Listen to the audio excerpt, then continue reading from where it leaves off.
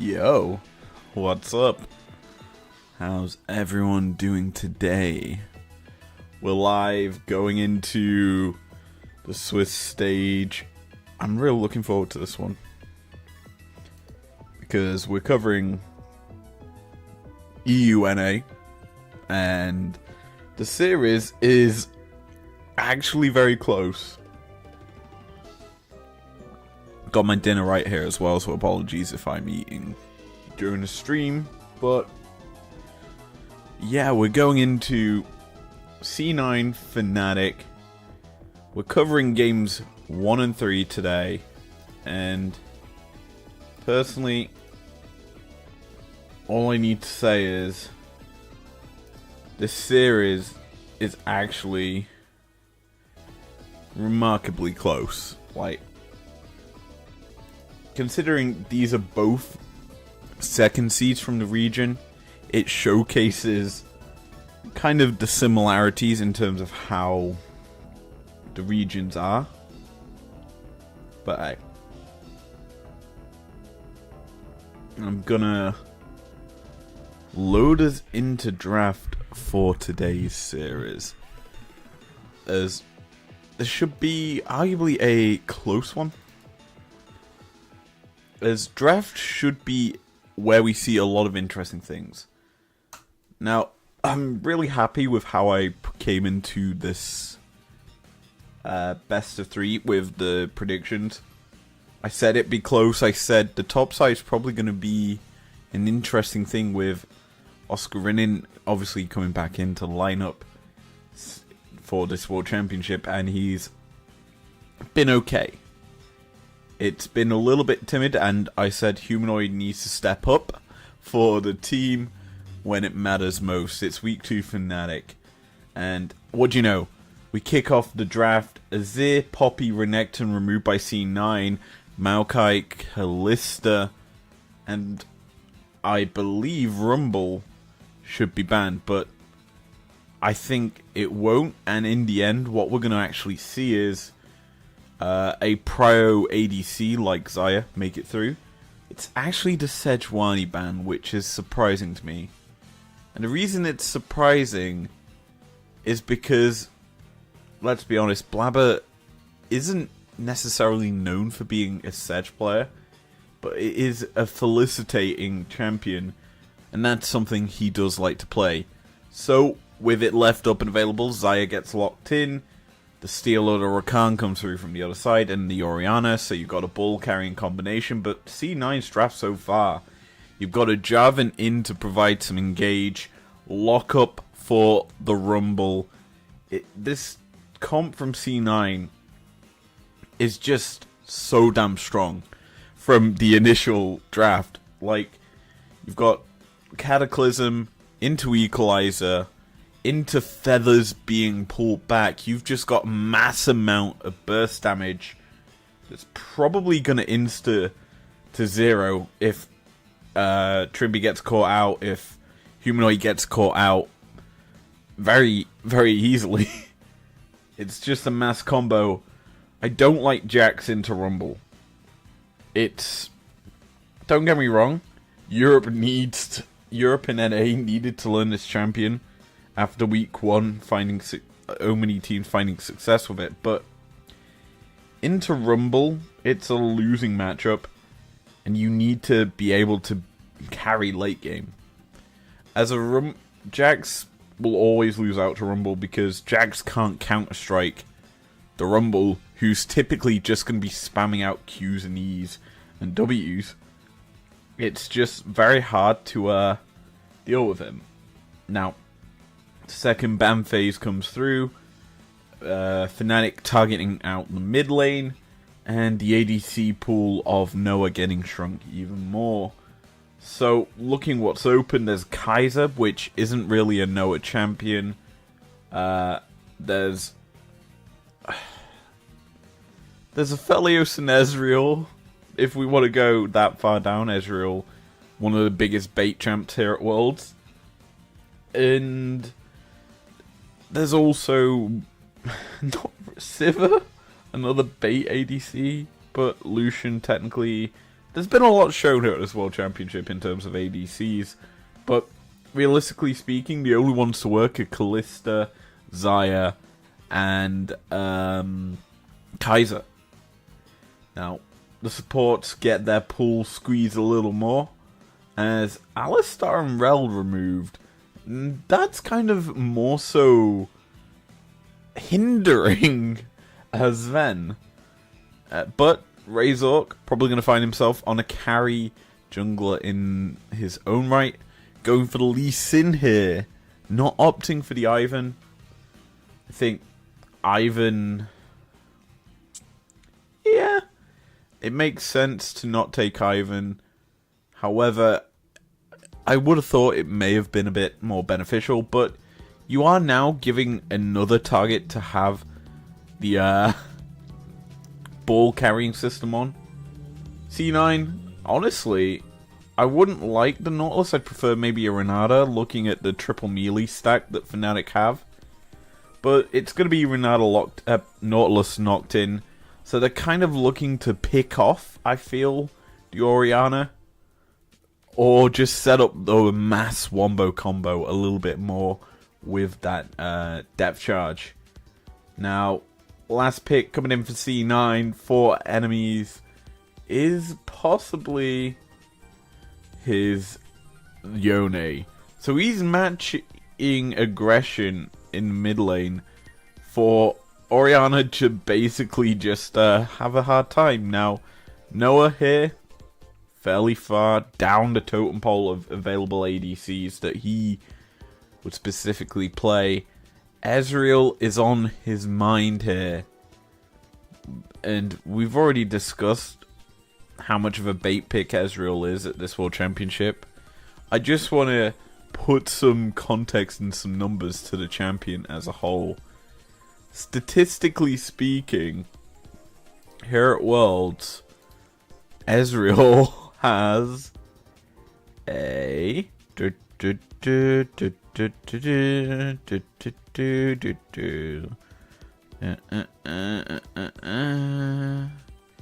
here he is.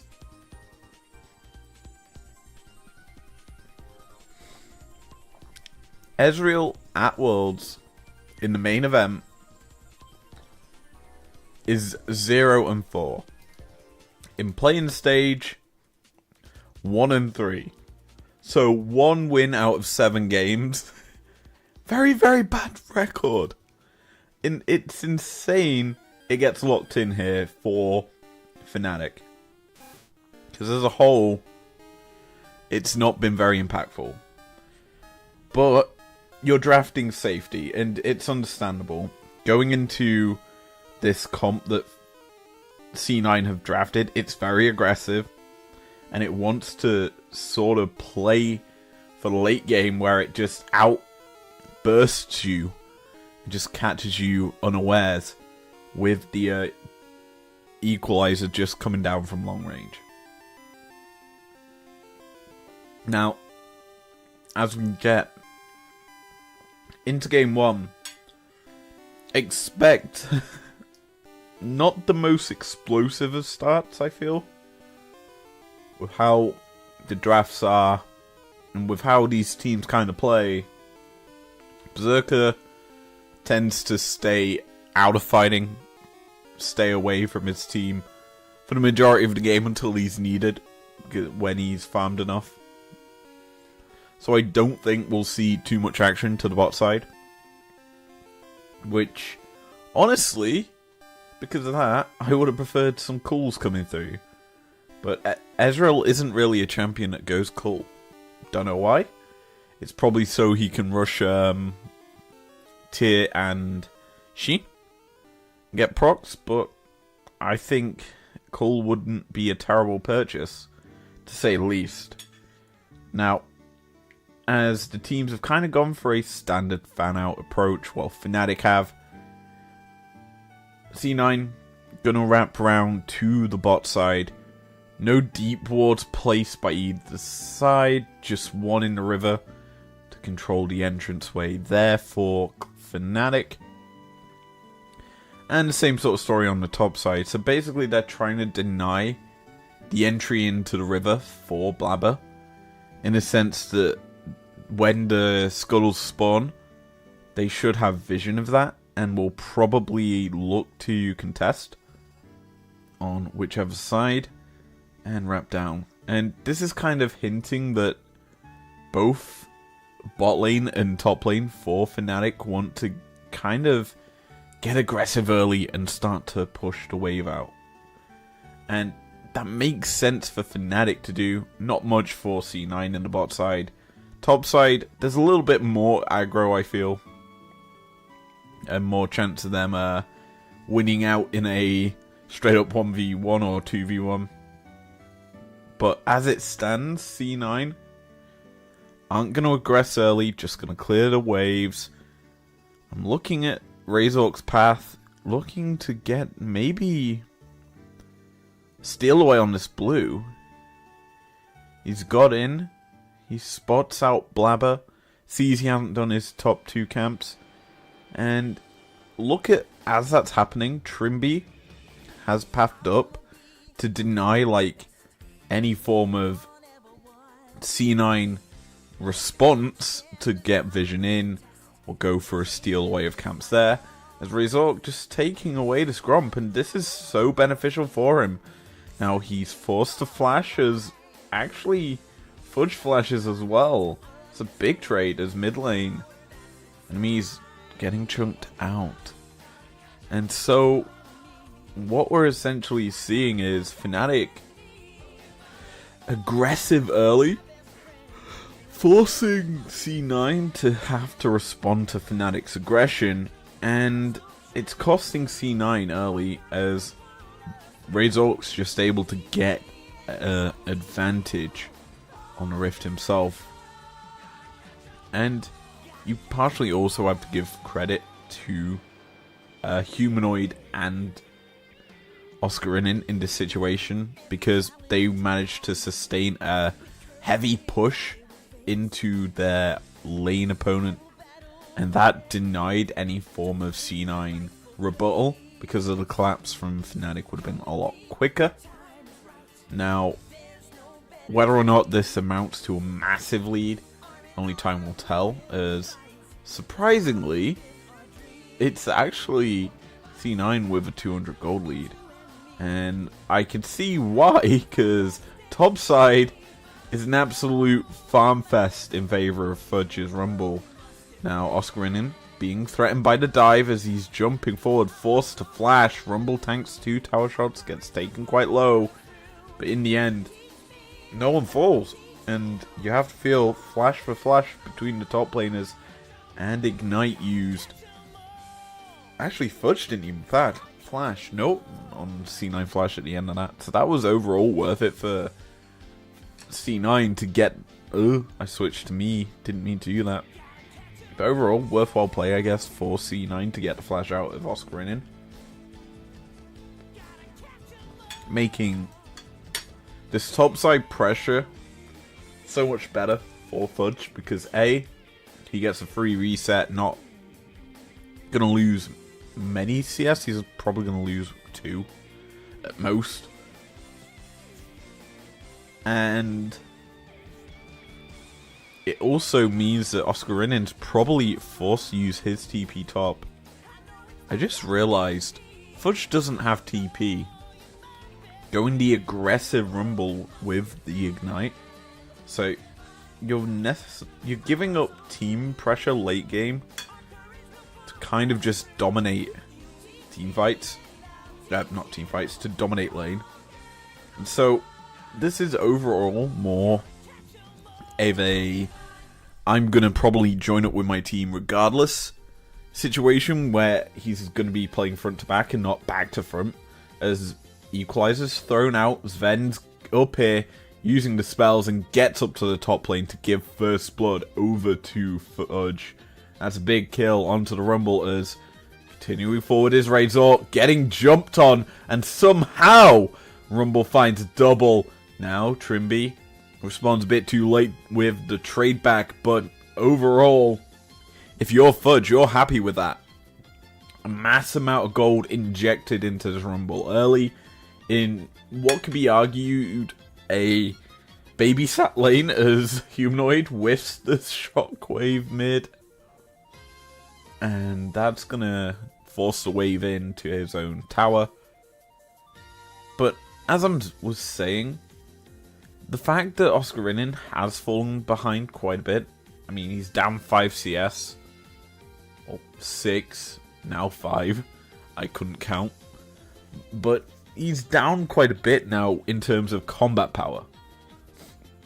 Fudge has rushed his Magic Pen boots and is just able to burn through the health bar of Oscarinin, who, bear in mind, just TP'd top to catch the wave after dying. He's now forced to retreat back to base once again. No TP this time, and he's certainly going to lose out on some minions. And the way that Fudge is playing this wave, he's actually forcing a freeze on the minions just outside of his tower range, which is very huge for him because it means that it puts Oscarinin in a situation where he has to overstep in order to farm.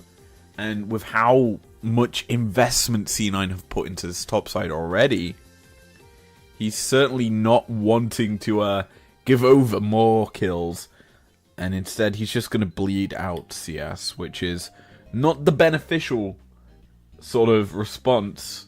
Now, Razor actually going to start up onto this Herald as enemies spots it out.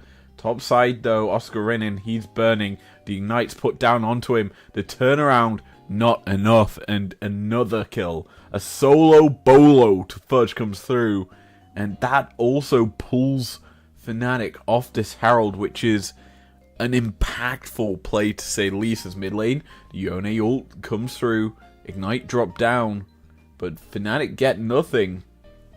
And in the end, basically, C9 are dominating this early game. And you have to feel, if Fnatic aren't able to shut down this Rumble, this game's well and truly over when it comes to late game team fighting. As just look at the damage he puts down with the Flame Spitter. He overheats at the right time, because he's probably used all his spells, their full rotation. So he drops the overheat and just gets the massive attack damage and attack speed buff that you get from that. So, with that in mind, Fnatic give up pressure on this top side. Don't secure themselves a Herald. And instead they're trying to force a play onto enemies whose Soul Unbound just goes back to his marker, as Trimby not able to get anything in that tops in the mid lane. He now spots out the Herald dropping, secured by Blabber, and C9 continuing to maintain pressure onto the Rift. That's going to provide certainly some turret plates in the near distant future, which should result in arguably them getting a lot further ahead than where they are right now, as Shockwave going to be used, enemies taken quite low, forced to flash out from the orb, and that's going to be a massive summoner down onto the C9 mid laner. And with the pressure in that lane, it's allowed Fnatic to get the Hex Drake for themselves. Equalizer drop down onto Oscarinin once again, as Blabber the Cataclysm's perfect, as it allows the Flame Spitter to burn Oscarinin down. This Jax being camped, and this is almost certainly a top diff. It's kind of unfortunate to say top diff in an NAEU game, of all things. It never usually feels that way, as our both regions tend to have very weak top sides. But with how much time and effort C9 have used to invest into the top lane, the fact that it's a 2k gold lead outright in the top lane as well. Jeez. You can understand the issue of picking Jax into Rumble. It's never a good matchup. And arguably, it shouldn't really have happened. As this is just a great denial of the leap strike. Oscarinin tries to jump out of the Cataclysm, but it isn't a beneficial play. It's TP. Use topside. That's going to be enemies trying to join up here. Deny the aggression out of Humanoid, who was starting to get very, very aggressive onto Fudge. Chunking him a little bit. So enemies forces a play. Now, I don't like this overall from C9. Using the Herald mid is an alright play. However, your mid laner just TP top, so the only person benefiting from the tower gold is your jungler. So none of your side lanes are continuing to outscale, outdamage the opponent. You've got no one there to follow up on the Herald and get more tower damage. So as a whole, that is a very big waste of the Herald, even if you consider it 2 free and easy plays.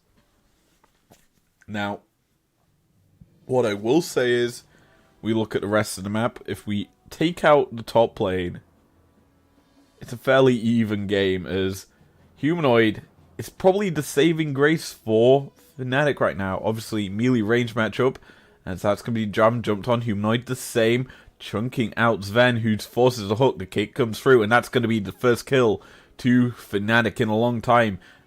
Yone ult used, but the charm from Trimby allows Razork to pick up a follow-up kill. That's 2 kills over to Fnatic, as the top laners left out of it means that Fnatic have a chance to fight back. They even out some of that gold that, well, Fudge has gotten for himself. And while it doesn't result in a gold lead switch, it certainly allows Fnatic to focus on the other side of the rift. You can kind of leave topside in a doom and gloom situation, as it overall doesn't really matter. Anyway, display, it's just Razork and Humanoid getting great picks onto the enemy team. Then Trimby, a phenomenal charm usage, denies enemies access onto Humanoid. And then, oh no, Oscarinin ticking the equalizer, end his life. And another solo bolo to Fudge. Is it time to call it? To call the death of Fnatic? As, yeah. Simply put, Fudge has everyone else's gold advantage on his own. Like, if you combine everyone's leads, he's got more. Insanity, this game. This is kind of what happens when a Rumble is left to dominate a top lane. It's hard to deal with him in isolation. And when we get to late game teamfights, he may not be joined up with the rest of his team, but he's still able to provide so much damage to everyone in one go. And while, yeah, the TP would be a great option in this game to set up for team, like, flanks in teamfights, but it isn't an option as Razork gets blast coned the wrong way, and that dive from Fnatic falters. The kick comes through, but that takes Blabber into the Jax, and this is just a great response out from C9 as they read the Fnatic play like a book. What a big response out from them as they send the right members, and as Fnatic try to force a tower dive, it just does not work out, and we're certainly going to get a replay of that. I know. I feel it in my bones. But yeah, as a whole, that was a worthwhile... It was the right call for Fnatic to try and force on the Rumble, as Trimby burning down. Not going to fall just yet as enemies sees the Rakan. The stopwatch is used, but once he gets pulled back, the Rakan falls, and a free and easy kill goes over to the Yone as his first kill interaction happens in the mid lane. Simply put, Yone has been kind of quiet and kept back by Humanoid. As this play, this is what appears to be C9 set. Well, Fnatic setting up, and then Oscarinin just burning down. It's just the two Flame Spitters that take away all of Oscarinin's health bar. The equalizer's dropped, and while it isn't cleanly landed on him, it does enough as Fludge just flashes to see the Fnatic play. Shockwave doesn't land onto the Jarvan, which means Ori's still stuck in the cage, taking damage. Razork forces the peel, or tries to peel, but he kicks Blabber directly into the low health Jax and just kills him off it like that. Here, Trimby kind of feels like he's already dead, tries to protect his ADC, but yeah, he falls in the end. The stopwatch may have been an overcommit of a item, because he died anyway, but hey. Maybe he was expecting the immediate soul and bound back to the rest of his team, but it doesn't come through. But we are seeing Fnatic getting an objective bounty for himself as that Cataclysm hits 3. But Fnatic so easily gets out of it. However, Yone ult secures another couple of kills over to Fnatic as Trimby, he forces his noble sacrifice as Fnatic lose 3, but get themselves an objective bounty and a Drake. They're getting themselves close to soul point as, uh-oh, Noah caught. One more Q seals the deal, and that is a wipe. A full ace of Fnatic and C9. Hungry for the victory in game 1. Absolutely demolished them thanks to Fudge's early lead.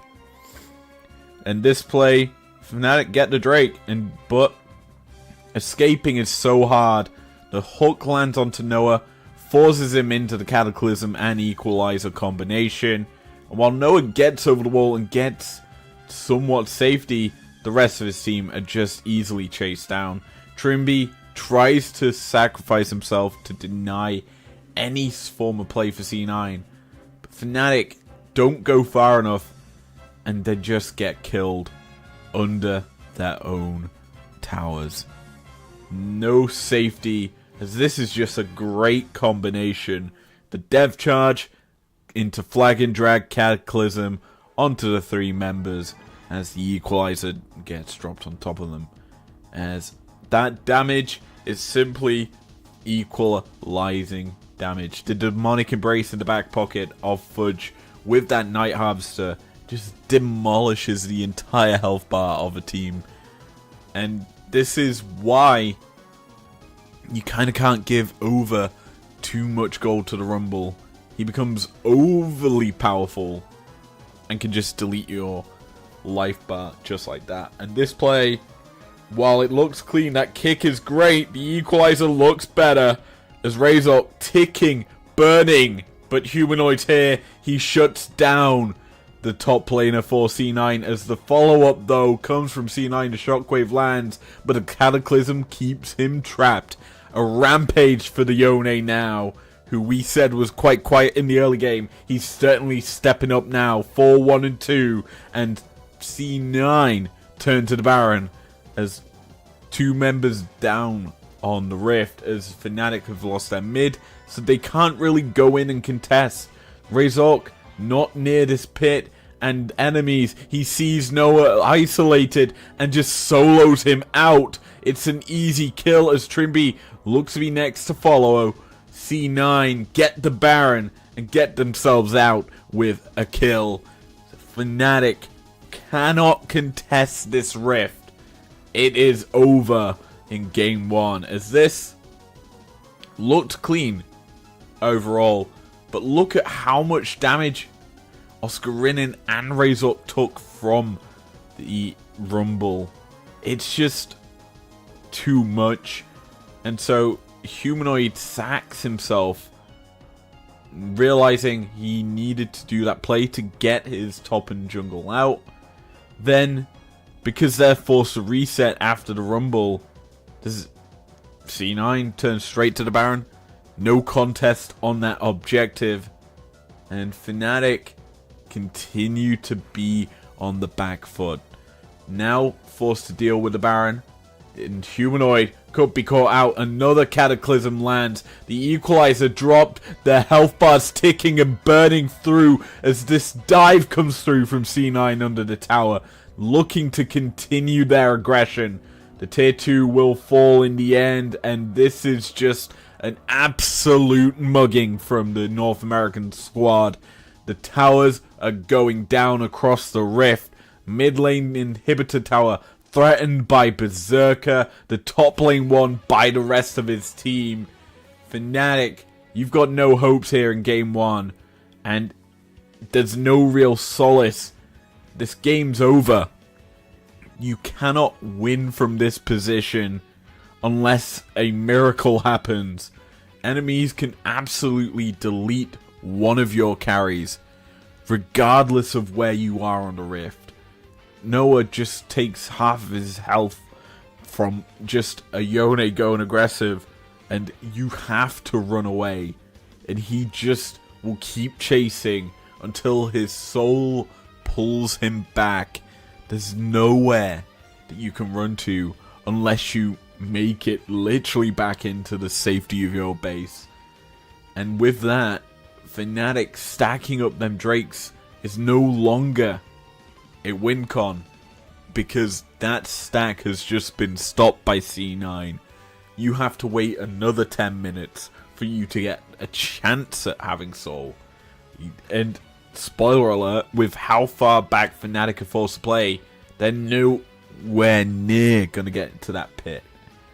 And this, just again, the Equalizer and Cataclysm combination, timing out the stopwatches and spells from Fnatic, as Yone just gets the clean easy Q3 into them, and the burn damage and the Yone absolute like attack crit damage just deletes the health bars. It's clean, it's effective league from C9, and you've got to give a lot of credit to Blabber for setting up Fudge early, and as well as providing excellent cataclysms for the team as Fnatic.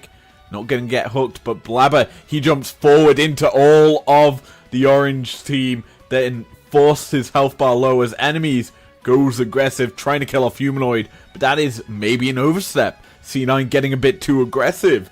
Who knows, could the game flip once more?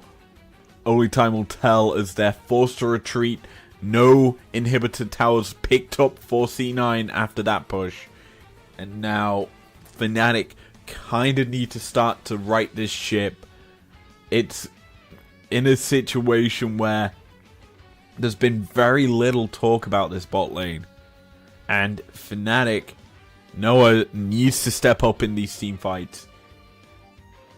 Fnatic back out onto the rift. A minute 40 until the next Baron. They're looking to secure that to possibly slow this game down, to pick up their power spikes. You've hit 2 items on the Ezreal right now, and he's got a couple more daggers. He needs to hit a third. Basically, he needs something that can keep him alive long enough to burst through someone on C9. Because let's be honest, I feel C9 will heavily jump onto Humanoid and Noah. Ignore the Jax, ignore the Lee Sin and the Rakan, and just burst out one of these big carries that Fnatic have. Granted, they're not very big because of how much they've been punished, but they're still the threats that Fnatic have. If they just get absolutely deleted, then the game is well and truly over. Fnatic lose game 1 just like that. Now, we're hitting a lull point of sorts. 30 seconds until Baron. Razor gets his camp with a smite. But C9, look how aggressive they are. How far forward they're stepping. They're not allowing any entrance into the Baron pit for Fnatic. Now, the good thing is Razork hasn't been caught out unbursted yet, as the slippery Fnatic team jump away. They get the Zhonyas out from Fudge. That means this Rumble is susceptible to damage, as if he gets caught out, he's got no escape tools other than a flash.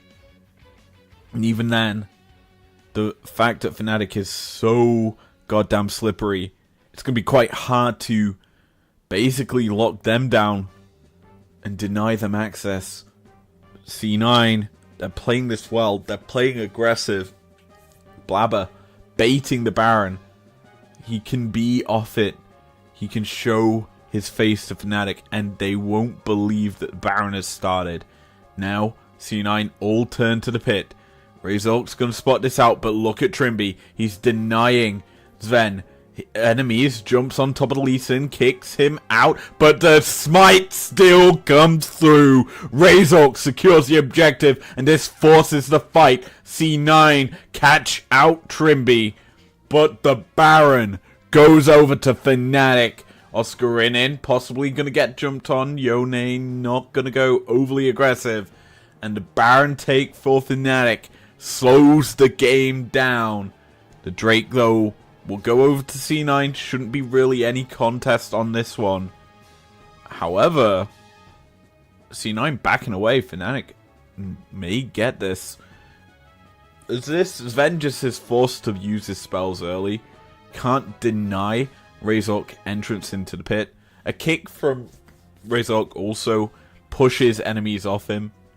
If he didn't do that, he certainly would have been soloed out by the mid laner of C9, but in the end, he just gets the easiest of smite steals. Q in, W out, simple as that. He also probably flashed out, now that I think about it. But yeah, as a whole, an easy smite steal to say the least, as Trimby just gets caught out. There's no easy way to say it, but enemies, he is too powerful for you now. And Drake falls on it as well. Both teams equal in terms of that objective, as Humanoid gets jumped on. The Shockwave traded for the full summoner spells of the Yone. Enemies gets them bot side and mid. C9 are actually mounting pressure with the waves. The Baron not really providing any form of solace as the inhibitor tower in the mid lane falls. Blabber jumps on top of Razork, trying to force any form of fight that C9 can get at this point, you have to feel. As enemies could be caught out. Blabber jumps forward, cataclysms onto 2, but he is locked up in his own trap. Forced to resurrect, the GA popped, but Sven, he steps way too far forward. The 5-man stack of Fnatic get the kill, and this is a turning point you have to feel as C9. They're getting too antsy, they're getting overly aggressive, and Fnatic are punishing. We watch this fight. Oh, this is just a 1v1. There's not much more needs to be said than Yone does too much damage for a Rakan. And with no teammates to pull him back, Trimby is dead where he stands. Here, this is just the movement from Fnatic being too clean. They forced the GA out of Blabber, and then Sven kind of is forced to peel for his jungler. Doesn't want to give any form of map pressure to C9 over, to Fnatic over, with him being dead. And instead, he dies for his jungler. Simple as that. Sacrifices must be made to keep the win condition up for C9. And while the gold has stayed constant for C9 in their favour, Fnatic finding tiny avenues to get some gold back as Sven possibly going to look for a hook onto Trimby. Flag and drag forward secures the Raptors for Blabber. And now C9 continuing to have pressure in this topside jungle. continuing to force Fnatic back. Feels like we've had our eyes up on that top side of the rift for the last 10 or 20 minutes. There's been very little panning down to where we are right now. As a whole, the action's just been up there more than anything, as C9 continuing to just amount vision control around this Baron. It's so hard if you're Fnatic to go for a contest on this objective. We're a minute 30 out from it. They've got themselves some control into the entrances of their jungle, but C9 constantly warding, constantly having aerial control, as the flag just provides vision. They've got the actual Yone as a roaming machine. He can just unbind his soul and go aggressive forward to see if there's anyone there. They've even got Nautilus, who you're kind of okay sacrificing. He isn't as impactful as he would be in a losing state. So, C9 just gonna keep Fnatic out of this jungle. It's the easy play. Now, 3 items have been picked up for Fnatic's ADC, which is important to note that this is where we start to see power spikes come through for Fnatic, as it looks like he's going for Frozen Heart for his 4th item. That common Ezreal item. It's kind of like a Rise, isn't he? But hey, Fnatic could be caught out as Noah gets hooked, launched into the air with the Dark Dev Charge. Then the own ult comes through, but Oscarinin, he's caught out the Nautilus, but Razork dies on the backside. It's 2 kills over to Jax, but he has isolated himself from the team, and Blabber goes forward to triple. The Ezreal is down. Fnatic's base looks to be in the eyes of C9 as a triple kill comes through to the Berserker, who hasn't really had that much impact on this game, but he is sitting very comfy at 5-0-1. We've not had to talk about him because the rest of the map has popped off, and Baron becomes the target for C9. Ocean Drake on the table. Fnatic possibly looking to secure that for themselves. Skarinin going to get onto the objective. It is spotted by C9. They're not going to go respond to it, and in fact they take the full reset, and the objective goes over to Fnatic. Here it's a great flash hook depth charge. Noah has no escape once the Yone ult comes through. The CC chain is phenomenal, and he just gets driven out of the play. It does get a little dicey, but Berserker, he's just free hitting. The fact that Oscarinin didn't jump on him means that he gets to just run them down. A clean, easy fight for C9. Secures them the Baron. Obviously, the Ocean Drake went over to Fnatic, but that may not be as beneficial, as that is a massive shockwave chunking out Fudge. The Q from Lee Sin won't land. That's the top laner for C9, forced to retreat. He has got Baron recall, so he can get back fairly quickly overall. Obviously, does not have TP. And now, that stifles the C9 push. No more aggressive rumble means that Fnatic slowly get to push the wave out from their base. And with it, more control given back to the LEC side. Gold becoming less and less valuable as Trimby. He loses half of his HP to Berserker. As, almost a similar story happens to Sven, as the Nautilus damage taken is so huge. Featherstorm forced out as a shockwave is traded with it. C9 losing a lot of defensive summoners. Berserker possibly could be caught out if he gets jumped on by Oscarinin. He does have cleanse.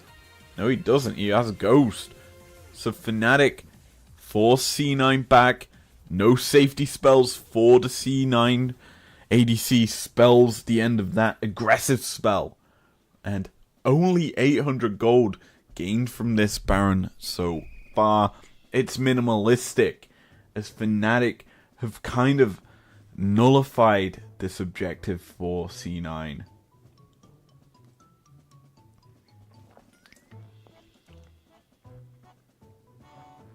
As it stands, team fighting now becomes a little more interesting, as Humanoid building up his Zhonya's, as it appears, with that Seeker's Arm Guard, I believe. I believe that's the name of it. I don't actually know. But yeah, as a whole, Fnatic getting to an even state. Gold's becoming less and less impactful, and it's just going to come down to teamfight execution. And that is an impactful thing to talk about, because as a whole, when it comes to teamfighting execution, because of the amount of Drakes there are, they become more and more effective in terms of who has more damage, who has more sustain, who has more resistance. And as a whole, the fact that Fnatic, sitting on Soul Point, need one more Drake to hit Soul, and that's coming up in a minute 30 before the Baron. You have to feel C9 will feel the pressure to go for that objective now. And Fnatic just gonna try to make it there. Clear out the waves, force them forward. You can't go into the side lanes, however, due to the fact that Rumble and Yone can literally just 1v1 kill you. There's no other way to say it. And with that, mid lane's kind of the only place Fnatic can find some pressure on the map. Now C9 realize that they've kind of had to give up a lot of pressure on the Rift. They've not got the same area of control they once had. The fact that they kept Fnatic out this topside jungle, they couldn't allow them anywhere further than the red buff in terms of vision. And now C9 possibly feeling the pressure of a Fnatic comeback in game 1. But with how close it is, 30 seconds is probably when we see the game-ending fight, as objectives will be secured soon for one of these teams, as Yone gets aggressive. Already Oscarinin taken very low, not gonna ult just yet, but in the mid lane the equalizer's dropped, and that is a caught out Noah. Trimby falls in his steed as Humanoid gets shut down. C9 don't want to wait for Soul, they want to end it here, and now this is just a demolition of Fnatic's base as they find the fight to win the game. Skarinin goes aggressive. Counter-Strike will not provide him any solace. He gets killed off, and the Nexus towers fall right behind him. Game 1 goes to C9, and I just want to look at that fight once more.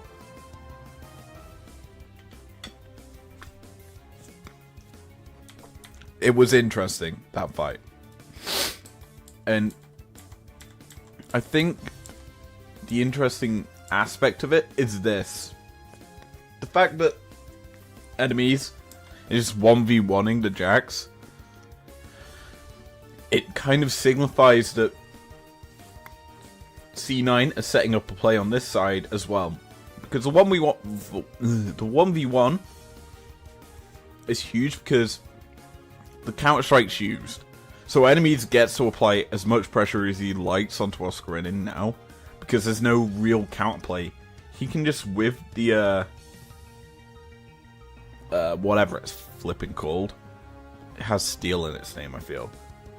Essentially, he can just continue to lifesteal off this Jax, continue to apply pressure, and not really have to deal with him. But the more damage he does, essentially it means Oscarinin is forced to back. His Sterax gets popped as well, by the way. And while he doesn't use his ulti here, Oscarinin, he does have to back away. And essentially, that is bad, because now he's unable to fight. As C9, on this side, force a fight. Trimby's just used his W back. So now, the engage options for Fnatic are none. No peel. And while the Shockwave finds one, the Equalizer forces Noah's stopwatch. Which means Fnatic have to fight here if they want to keep their ADC alive. And unfortunately for them, the fact Noah's in status and Fnatic are forced to fight, it's a straight up 4v3. Because Noah is just chased out of it. Trimby's insta-deleted. He doesn't even get to teamfight. Doesn't even get to use flash quickness or anything. Because bear in mind, he had just used his W. And while cooldowns are quite short at this level, he's only level 12. Essentially, the support's useless for Fnatic at this point. Berserker's just running them down. Humanoid, once he's dead, there's no real play for Fnatic here. And they just all die. Easy as can be for game number 1. Game 2, on the other hand, bit of a different story. It's an interesting draft. That's the way to word it. Let's boot up GOL. Grr.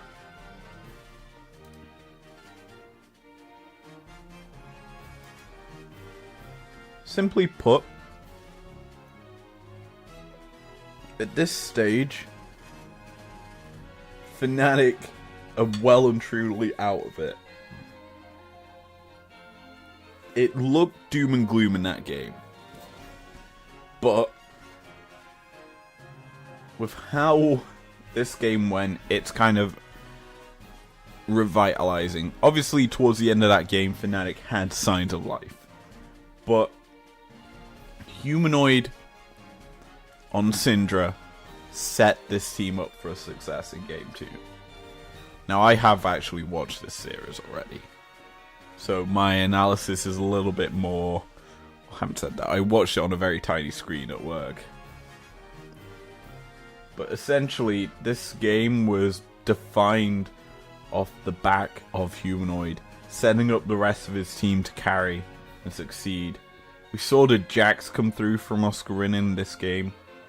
And while it felt shaky, it wasn't that terrible. He was able to step up into Fudge's Renekton as fans saw the rumble hitting the bench. Made sense. It demolished Fnatic in game 1, and once we got to the 20-minute mark, the game was well and truly over. Fnatic just stacked Drakes and continued to stack them. They didn't hit Soul, but they were able to surmount pressure with them. They forced fights around this objective, and essentially, while very close at the top of the gold graph in the mid... That's top lane. Jungle? What? I didn't think that Blabber had he did have a pop-off that he was on Talia. Yeah, it was a very close game overall, but late game, once Fnatic started to roll and push, they just continued to march with dominance against C9 in this game. And as a whole, you have to give the credit to Humanoid for finding such amazing ultimates. And I'm pretty sure he just, whenever he could, bursted out the Kaiser with his ult. That's all he had to do. And it denied any form of game fight for C9. Which leads me to a quick break to get a drink into my system and to eat the rest of my food that's just been sat here. So I'll see you in about 5 minutes. I'm gonna close my webcam and have a drink and mute myself. So enjoy the Pokemon music while you wait. See you in a bit.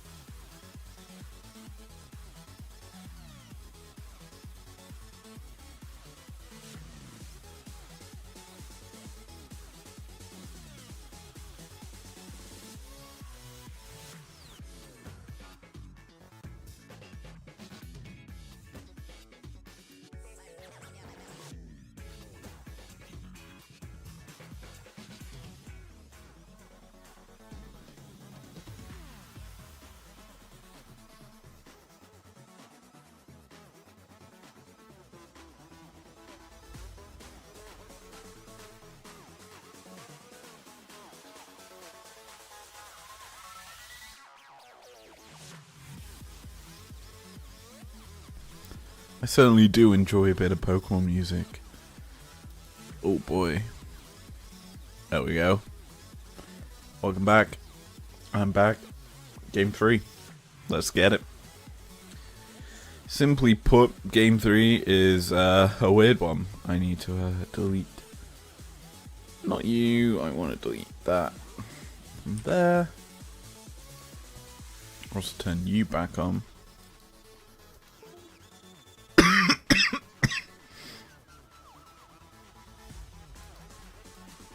With it, it's not turning on.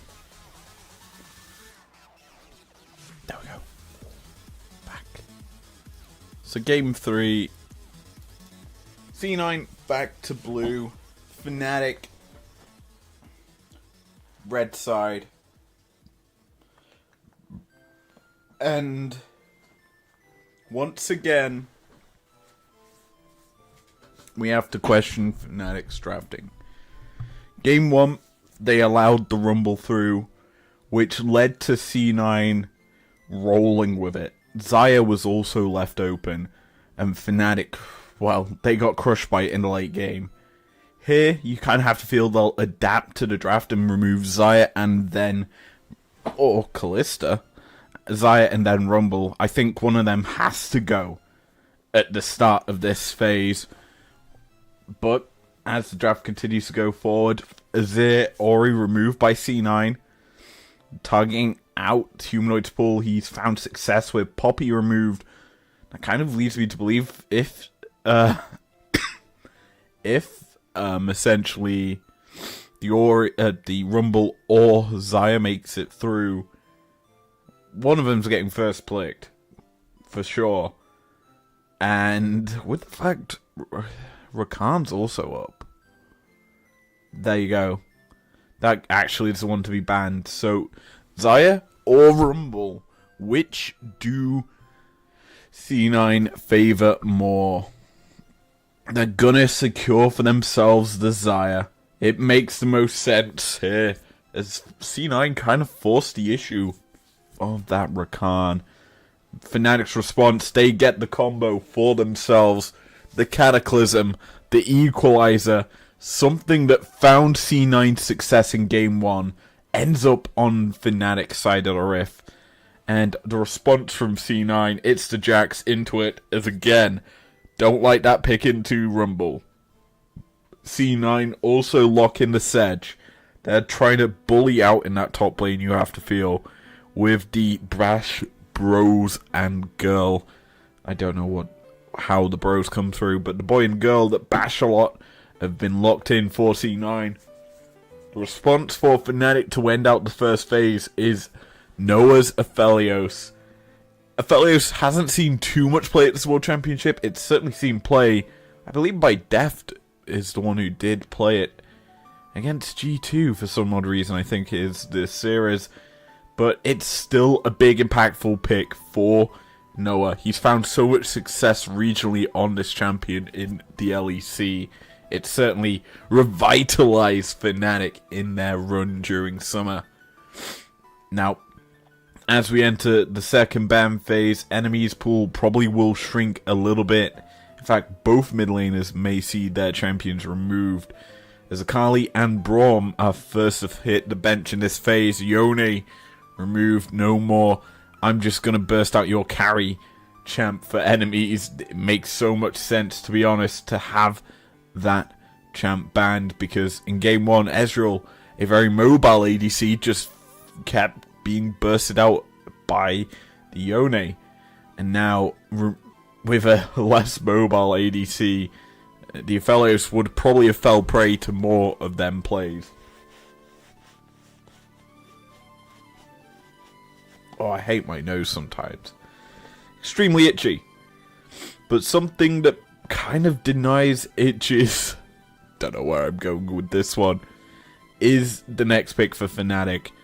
This champion, Rel, so much CC, so much options in pulling away champions, as well as grouping them up. You look at the Fnatic comp, they've got a certain wombo combo with all of these four.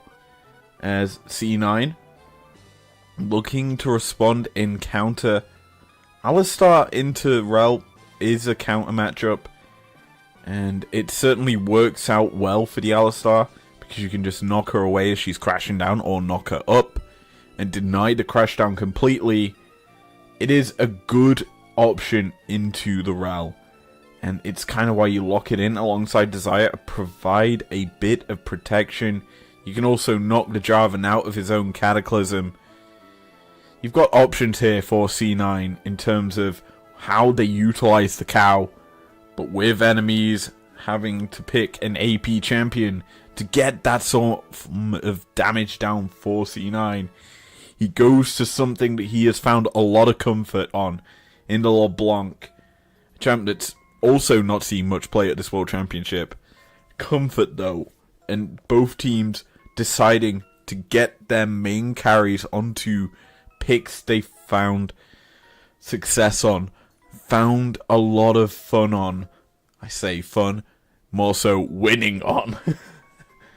But yeah, the draft's rounded out with the Sylas for Humanoid. This is a weird champion, to say the least, into LeBlanc.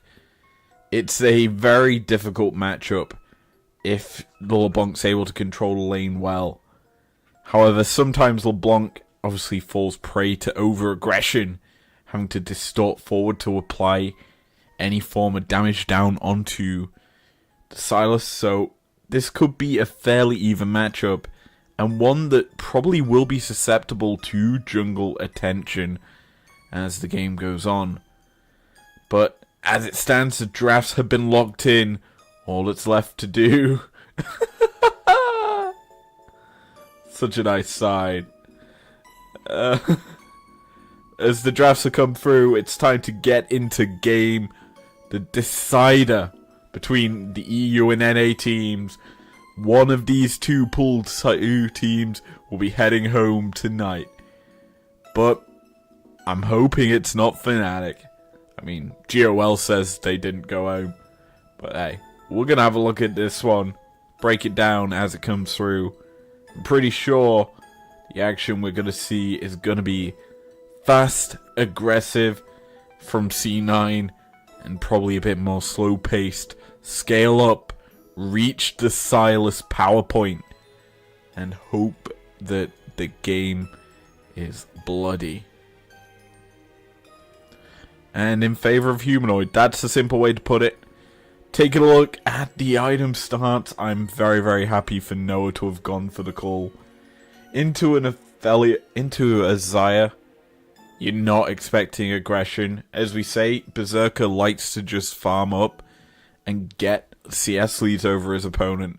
So the fact that you're going cool to match the laning, just farm up state the bot lane's going to be in, it's a nice item to say the least to go into this matchup with, as the summon spells are on board. First strike in the mid lane for both players. It's gonna be Comet top side, as Humanoid forced to abscond early, as yeah, nothing really unexpected in terms of runes either. We do have some of the differences with the fact it's TP Rumble into the Jax, and I like this slightly more compared to the full burst or I'm gonna solo kill you build that we saw from Fudge in game 1. I prefer TP in this case for Fnatic because you're just trying to scale in this one. You don't really need to just put kill threat down onto C9. You just need to play it safe, get to late game, and do work in team fights and join up with your team. And I think C9 probably need to be wary of Fnatic's Drake stacking. 2 games in a row, they've forced Drake aggression out. Here has Fnatic, they've focused them as their main objective, other than, say, the base of C9. But yeah, it's been a very beneficial situation for them. This top side, Jag's getting the early pressure down into the Rumble. A little surprising to say the least. This bot side, just an aggressive 2v2 trade comes through. Tribby not going to overstep into the Alistar, who overstepped in his own right. Instead, they just trade the aggression. Sven, with the wave, pushed up into the Fnatic tower. Gets to go put a cheeky ward down. And it's probably known by Fnatic that he's done that. But they don't really care. Razork on the top side of Rift already. Looking for a play up there. Gonna avoid the vision, and Jax, Fudge, unaware. He's in trouble. Walking closer and closer towards his demise. Razork ready. Double buff. He gets forward, but the flag and drag does not knock Fudge into the air. Probably would have leap strike to safety regardless of that. And as such, Fnatic aren't able to pick up first blood for themselves. They are instead going to be forcing a bit more aggression topside as Razork invades a little bit. His position is apparently known by C9 in terms of what he's doing.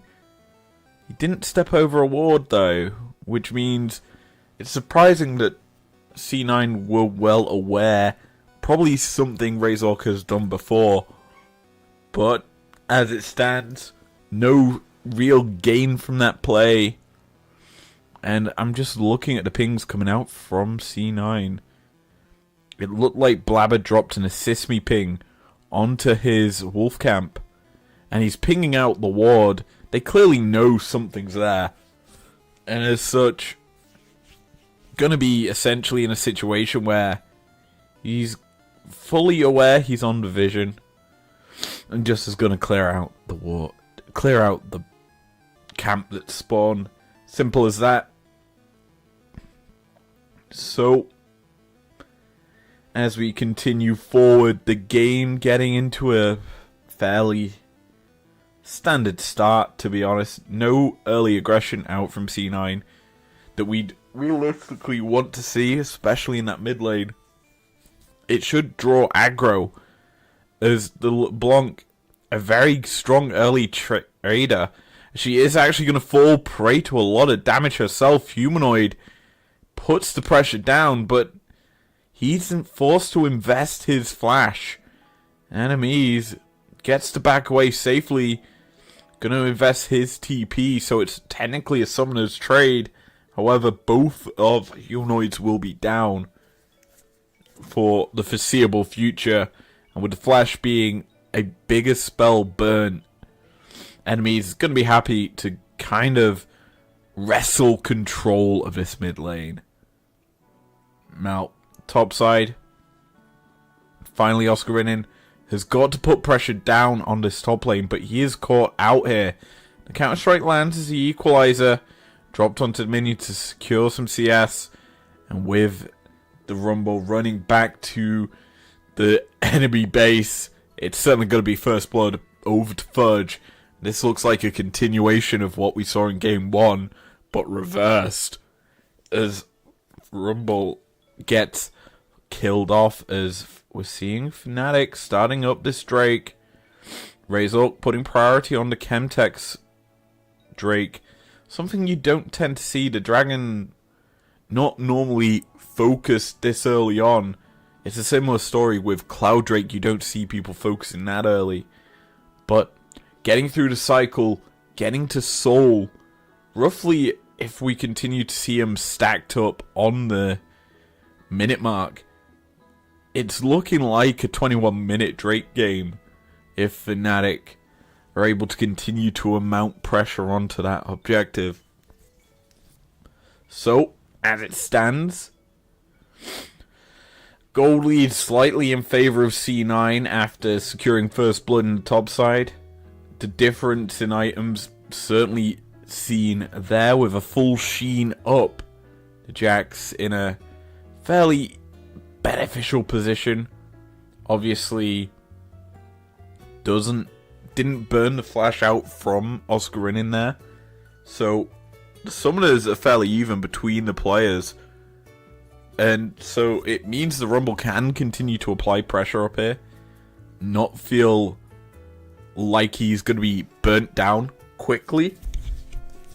And so he's just staying up there with a aggressive push.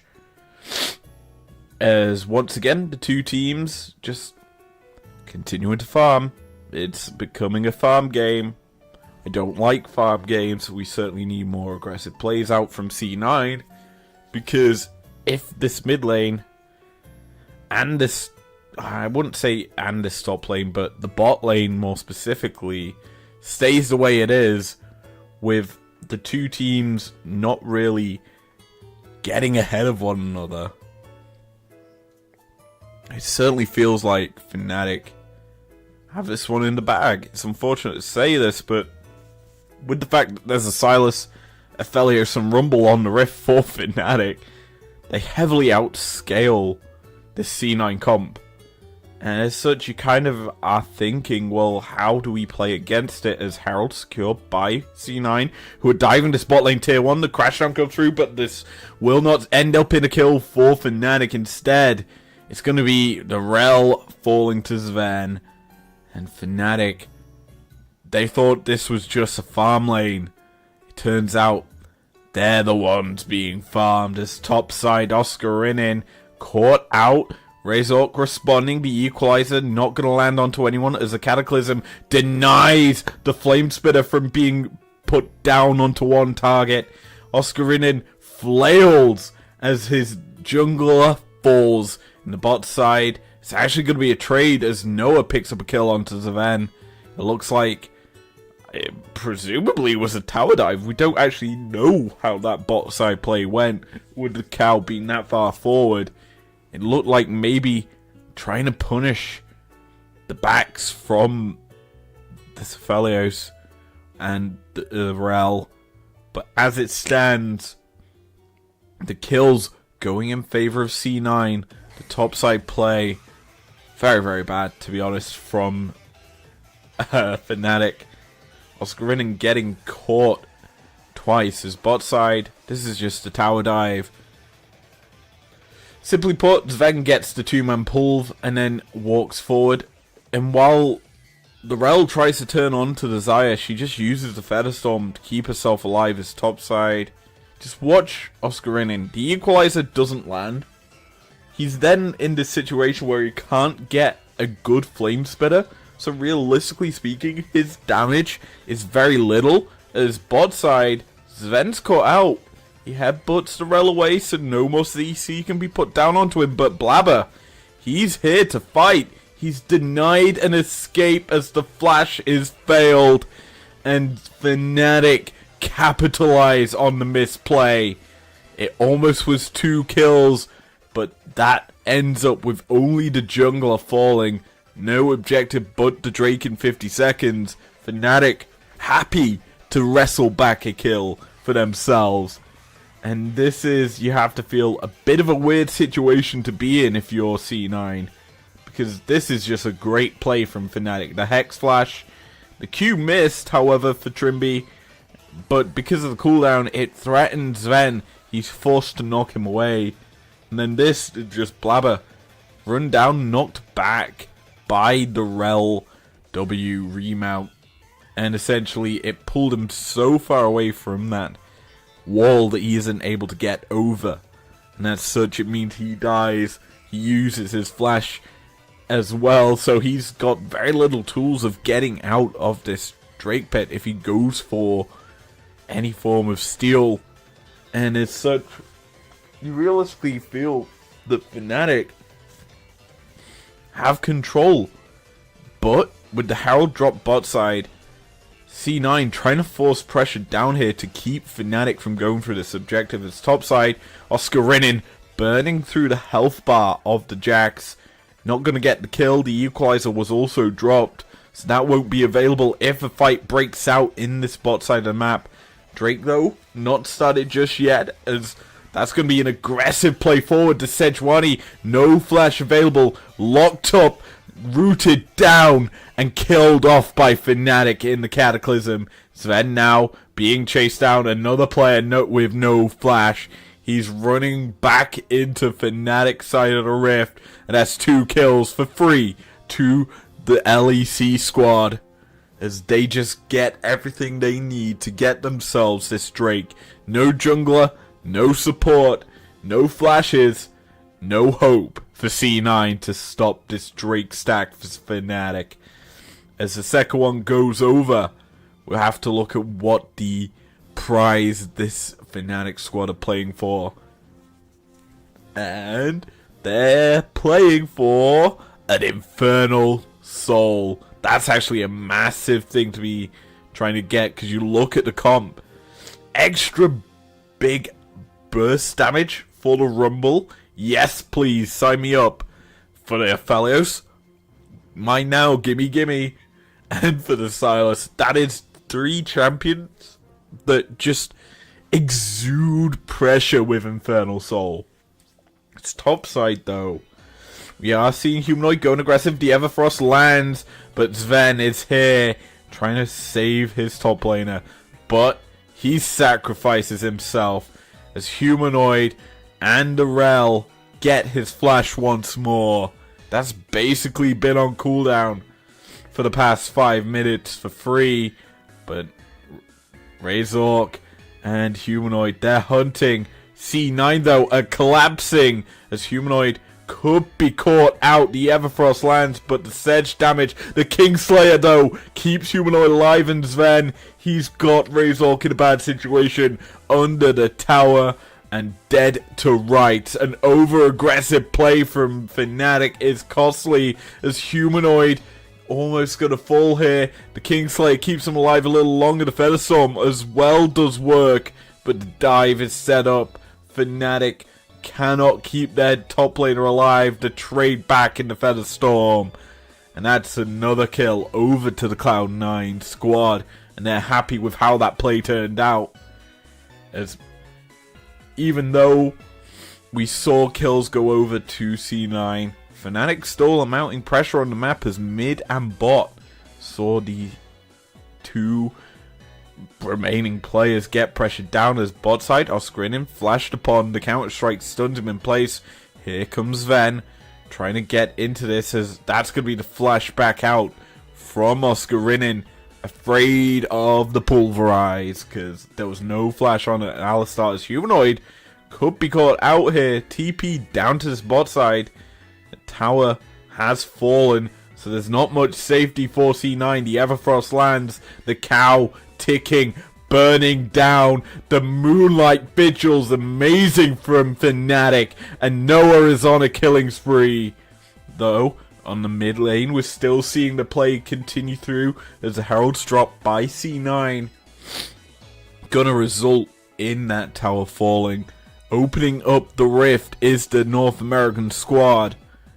And that gold graph, it doesn't really surmount to much, considering it's only a 900 gold lead, basically 1k to C9. And that's come off the kills that they have picked up on the rift.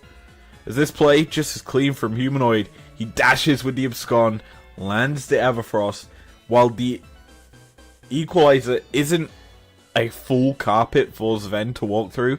It does enough work to allow the Moonlight Vigil, allow Noah to free hit in, get the damage down, and basically get the kill for free. I'm also looking at the items when that win probability disappears. We haven't really seen this too much, but it's Gale Force for the Aphelios. You don't see it too often. And as a whole, it's not that... It's only good for repositioning. And with the fact that C9, looking at their comp, all want to dive onto Noah, kind of like how they did in Game 1, it makes sense for going Gale Force here. So, as it stands, with the game relatively even, Fnatic just trying to build up soul. They're sitting on the possibility of soul point in 40 seconds. Positioning down here already are the LEC squad. Mid lane, obviously a longer lane, they don't have to worry about the pressure being put down by C9 here. They get to clear this wave up without very much pressure as Razor can be jumped on. Enemies goes aggressive and just deals so much damage. He's chunked low and forced to back with 16 seconds left until the Drake spawns. C9 in good stead to secure that objective for themselves. There's Blabber stepping forward. He's baiting in Fnatic, being the target they want to kill, as he is the guy that can secure the objective. Denied the burger flip is what Fnatic are thinking if you get onto this Sejuani. Now, of note, Fnatic have Razor rejoined back up with them as Oscarin taken aback. Probably going to look to TP in to join up with the team as Trimby getting chunked by the Q from the LeBlanc. That's given pressure back over to C9, but it's given once again back over to Fnatic. The Drake is getting taken quite low, below half HP. The fight is brewing, and the aggression comes out from Humanoid. He gets on top of the Sejuani, the equalizer, keeping C9 back, and the objective is secured. Humanoid tries to get to safety, but enemies distorts forward as the play continues. The Cataclysm into the Magnet Storm Moonlight Vigil combo just destroys C9. The fight is won by Fnatic as Berserker, he's got no chance here. Isolated in a 1v3, he tries to get Noah, but ends up shut down himself. A full team ace for Fnatic as that wombo combo of sexiness just ends C9's chances in the bot lane. What a big play. Fnatic get in, get the objective as Humanoid body blocks. The equalizer denies the path forward. And then C9 forced to deal with Humanoid. They focus him down once he's in their backline. He tries to get away, but this chokehold of death just secures so much of this fight for Fnatic. Moonlight Vigil, the Infernum Moonlight Vigil, deletes the health bars of C9. They're caught in a choke and get dismantled. Easy as that. Then Berserker tries to force a play. He cannot manage it and just gets killed. As Sven, caught out once again, jumped on by Razork, who's ready probably to go with another flag and drag, gets jumped on by the Jarvan. The Cataclysm secures the kill. Noah is dominating. The Aphelios is paying off. And with Baron on the table, Fnatic can turn to the objective. No support for C9 for the next 6 seconds. Razork needs to land a smite. Blabber being body blocked, not allowed access in. The Baron secured, and Fnatic are forced to run away. The equalizer used to section away C9 and not allow them to get onto the Rumble and the Aphelios. While they give up 3 kills, the Baron is secured for Fnatic, and you have to feel that should allow them to push on 2 lanes, get them some pressure onto the Rift, and hopefully secure some outer towers, the remaining one in the top side, as this is just a great pick. Jarvan's cooldowns are incredibly low at this stage of the game, so his flag and drags up every about 4 or 5 seconds. He gets on top of the Alistar. Cataclysm allows them to burst him out. He has no flash and no escape, so Zen falls. Then Humanoid and Trimby body blocking, not allowing the Sedge any access. Once the objective's secured, Razork just dashes through just to ensure his team can get out. And as such, Fnatic, while the equalizer looks a little sus, it's understandable why they use it as a Gale Force there. And the cleanse, burnt out of Noah. He is going to be incredibly easy to kill off unless he can miracle flash to safety.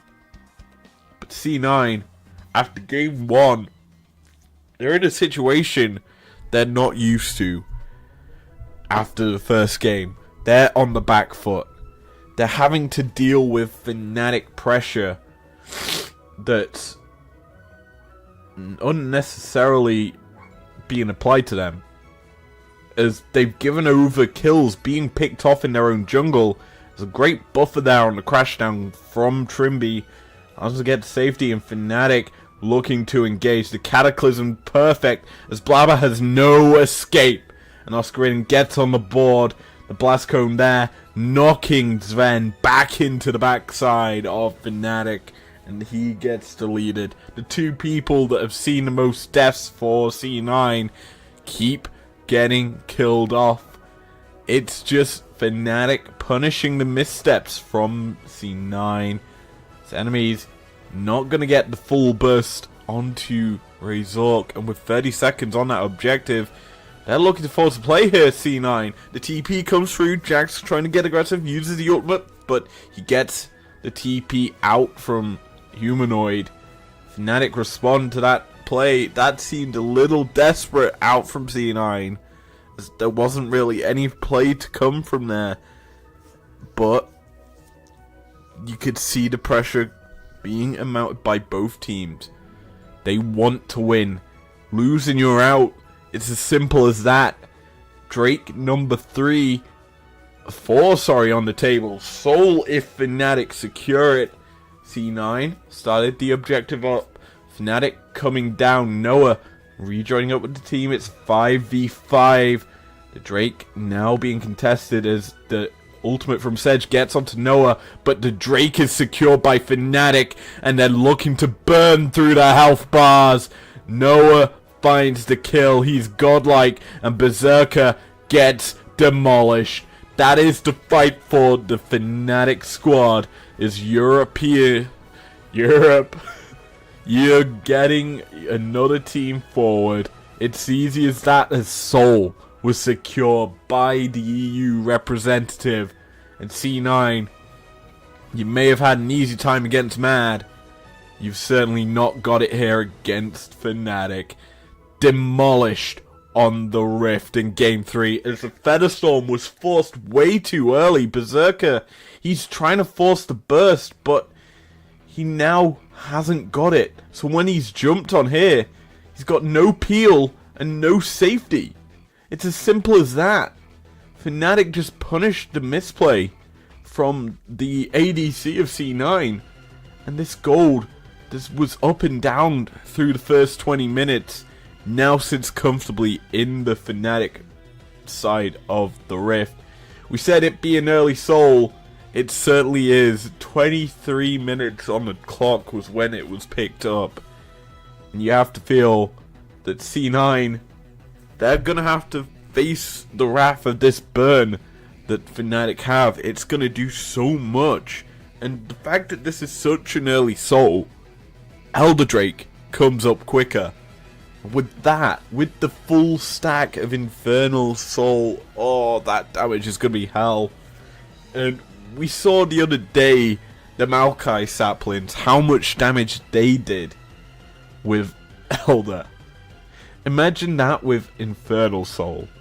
That would have been just hectic. It was Hextech Soul that it was actually on, but hey, it wasn't the big burst one. I would love to see how Infernal Soul would have affected that, as Fnatic haven't even got Baron. Another 20 seconds until that one's up for them.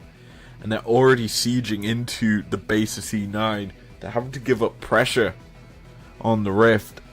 And Fnatic, they understand what they need to do. Get themselves the Baron. Secure the pushing ability that gives you. And threaten the base of C9. It's as simple as that. This game, it's been clean. 8-0-7 for Noah. He's been uncontested on this Rift. As Fnatic just get to apply the pressure. It's a 2k gold lead for the ADC. As the Baron is started by Fnatic. C9 not even going to respond. Look at where they're going. They're heading to the bot side. They see the push that Fudge is getting for them. So you might as well give him some backup.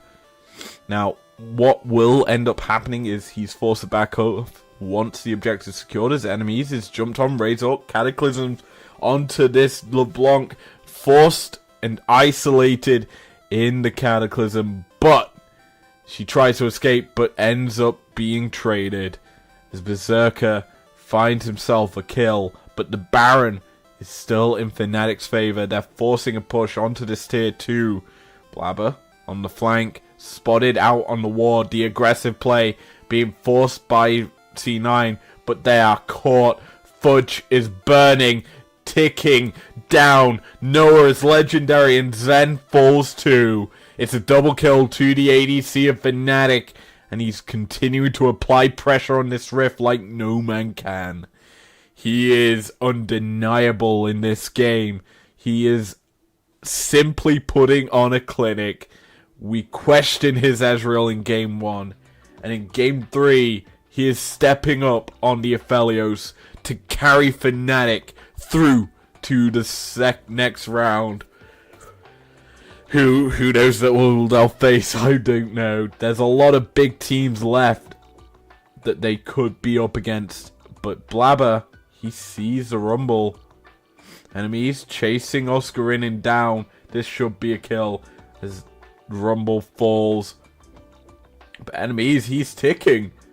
But Rumble ticking more. It's actually going to go over to Blabber. The shutdown on the Rumble is huge. So that's a nice bit of gold. It's unfortunate it had to go to the Sedge, because you'd love that gold into enemy's back pocket. Who's kind of been stifled this game. The LeBlanc not having the impact you need. Not able to find the flanks, find the backline at all. And it's kind of trying to just do this awkward front to back fight instead of back to front like you should be. As we're just watching Sven sitting here. Fnatic not in a position yet to go near him. He's actually forcing a flank. Bit of a weird one. Possibly the deal breaker. Possibly the play that's needed for C9. A flanking Alistar unseen. Fnatic are unaware. And with the Elder start up in 10 seconds, you kind of have to feel that the pressure should be applied. The base, though, of C9 falling. Sven, you're giving up so much on the Rift for this play. As Scry's Bloom, Scry's will drop behind Fnatic. They're wary of this Alistar. He hasn't been seen, but Fnatic caught out enemies, burnt to a crisp, and Oscarinin gets the trade back he wanted earlier. There we go. There you have it. No play for Sven as he stayed too long. Recalls back to base, and the Elder, the prize of Fnatic. Game is well and truly over. This soul should secure it. The Elder should secure it. And while they don't have Baron, 2 minutes of unleashed power gonna be so goddamn hard to deal with. What a play is already. Sven's flash burn. No way to contest this. The victory march for Europe's second seed already in play as they go in. C9 trying to get on Noah, but Fudge is forced into status and burnt to a crisp. Sven died, and this is well and truly over. It's the trading of the ADCs as Noah stepping forward, trying to deny C9 anyway onto Fnatic, who are just ending a game. They're actually going to get the massive shutdown here as the ADCs trade each other's lives. As Humanoid, incredibly low, could fall, but he has the Kingslayer. You have to feel he's going to keep himself alive. The minions onto the Nexus Tower, and Humanoid gets a massive amount of healing. He's onto the Nexus, trading, ticking, burning is the Sedge, who falls. The Alistar's here, but cannot protect his base. Game 3 goes to the European squad as North America lose another team here at the World Championships after 2 weeks. This is simply domination from Fnatic in Game 3. You control the Drakes, you control the win. And with it, They stay alive at the championships. They get to face someone more scary than C9 in their next round matchup. What does that say on his chair? Blabber chair, do not move. I wonder if that's a specialized chair. Who knows? But yeah, that's gonna be that for today's stream. Thank you very much for joining me today. I have a really itchy nose for some reason. Probably because I don't do enough talking. But thank you very much for joining me. If you enjoyed it, leave a like down below. Subscribe if you're new and do what you want to. And I'll see you guys tomorrow, where we have another series from today. It's yes, I think it's DK versus Mad. No, it's Weibo versus Mad. That's the result. That's the one we're breaking down tomorrow. See you guys then. Peace out.